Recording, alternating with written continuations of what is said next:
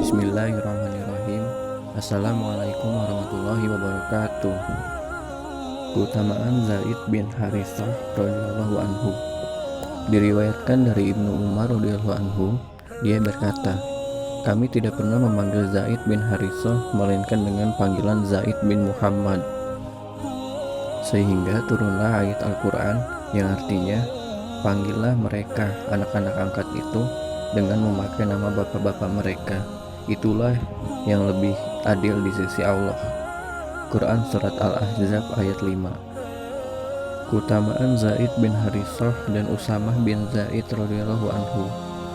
Diriwayatkan dari Ibnu Umar radhiyallahu anhu bahwa Rasulullah SAW pernah bersabda di atas mimbar, jika kamu sekalian menyerang keamiran Usamah bin Zaid, berarti kalian menyerang keamiran ayahnya sebelumnya. Demi Allah, sungguh dia orang yang paling aku senangi. Demi Allah, sungguh jabatan tersebut memang layak untuk Usamah bin Zaid. Demi Allah, dia orang yang paling aku senangi. Aku wasiatkan dia kepada kalian, karena dia termasuk orang yang baik. Keutamaan Bilal bin Rabah, budak yang telah dimerdekakan oleh Abu Bakar As-Siddiq radhiyallahu anhu. Diriwayatkan dari Abu Hurairah radhiyallahu anhu, dia berkata, Rasulullah SAW pernah bertanya kepada Bilal ketika sholat subuh, hai Bilal, katakan kepadaku apa amalmu yang paling besar pahalanya, yang pernah kau lakukan di dalam Islam, karena aku tadi malam mendengar derap sandalmu di hadapanku di dalam surga. Kata Bilal, aku tidak mengerjakan amal perbuatan yang paling besar pahalanya di dalam Islam selain aku bersuci dengan sempurna baik pada waktu malam ataupun siang hari, hanya untuk mengerjakan sholat yang telah diwajibkan kepadaku oleh Allah dengan kesucian yang sempurna tersebut. Keutamaan Salman, Suhaib, dan Bilal radhiyallahu anhu.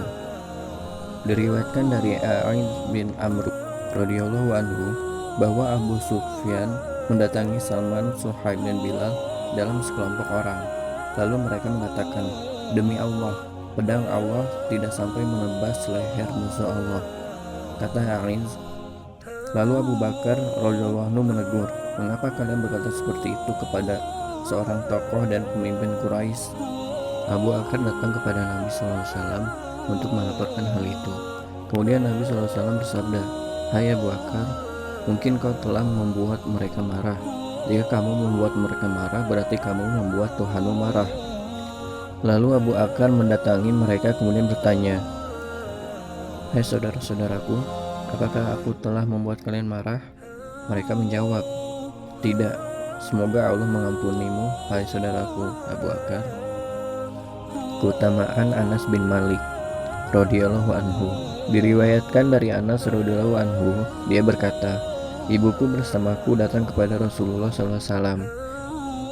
Ibuku memakaikan separuh kerudungnya untuk sarungku dan separuhnya lagi untuk selendangku. Kata ibuku, ya Rasulullah, inilah Unais, Anas kecil, putraku. Aku ajak kemari agar dia menjadi pembantu Anda. Berdoalah kepada Allah untuknya. Lalu Rasulullah SAW berdoa, ya Allah, perbanyaklah hartanya dan anaknya. Kata Anas, demi Allah, hartaku sekarang sungguh banyak, dan anak serta cucuku kini mencapai sekitar ratusan orang. Diriwayatkan dari Anas radhiyallahu anhu, dia berkata, suatu ketika Rasulullah SAW lewat, lalu ibuku Ummu Sulaim mendengar suara beliau. Kata ibuku, ya Rasulullah, inilah Unais. Kemudian Rasulullah SAW mendoakan 3 hal untukku. Yang 2 sudah aku capai di dunia, dan yang ketiga aku harapkan di akhirat. Diriwayatkan dari Sabit dari Anas radhiyallahu anhu, dia berkata, aku didatangi oleh Rasulullah SAW ketika aku sedang bermain dengan anak-anak yang lain.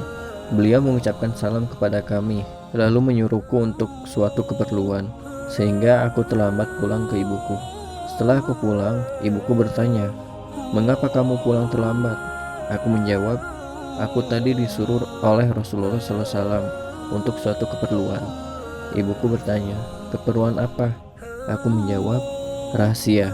Kata ibuku, janganlah kamu menceritakan rahasia Rasulullah SAW kepada siapapun.